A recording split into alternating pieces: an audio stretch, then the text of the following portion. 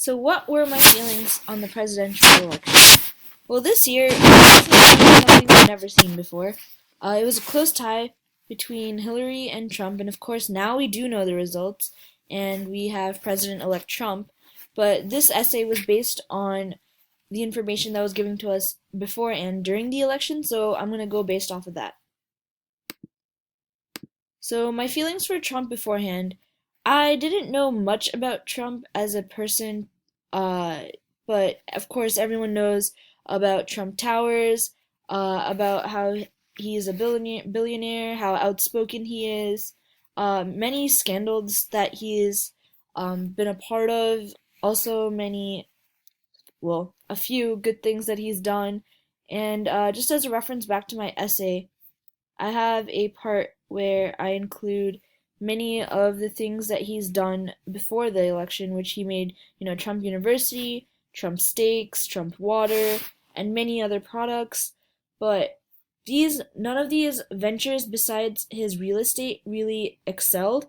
So I didn't know if, as a president, we could trust him in his judgment as others were doing.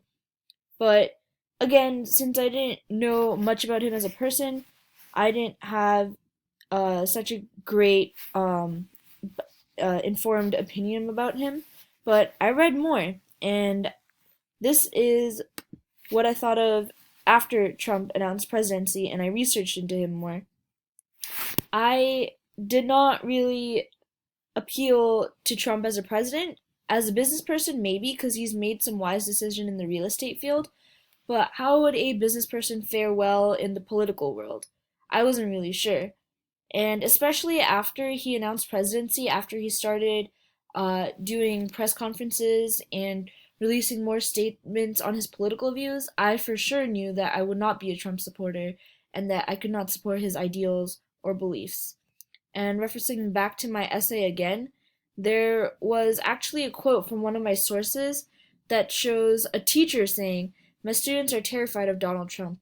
They think that if he's elected, all black people will get sent back to Africa." And another quote that says, "There's a boy from Mexico, who is a citizen, who is terrified that the country will deport him if Trump wins."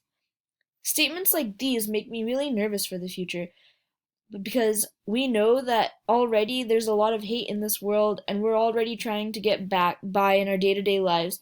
And if Trump becomes president, it's just going to make it that much harder for us to deal with criticism, racism, xenophobia, etc. From the outside world.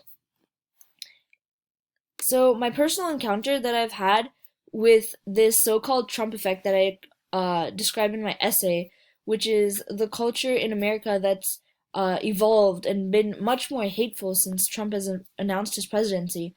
I've had a few experiences with that actually. One experience was when I went into an IHOP and I was still dressed up in Indian attire, and a few drunk slash high people made fun of me and my friends and called us Moslems, as they were referring to us as Muslims, and they told the IHOP waitress not to sit us because we were Muslims, which we really weren't. And we were also shocked that we didn't know how to respond. We quietly left the IHOP because we were still in disbelief in awe that someone could be so naive and so uncultured. The clothes that we were wearing were clearly not Muslim clothes at all because we were showing some skin.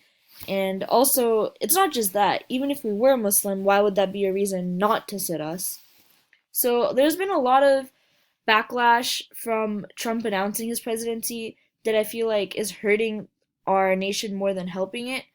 From him making comments on Hispanics, about Muslims, about the LGBT community, about almost any other minority besides whites.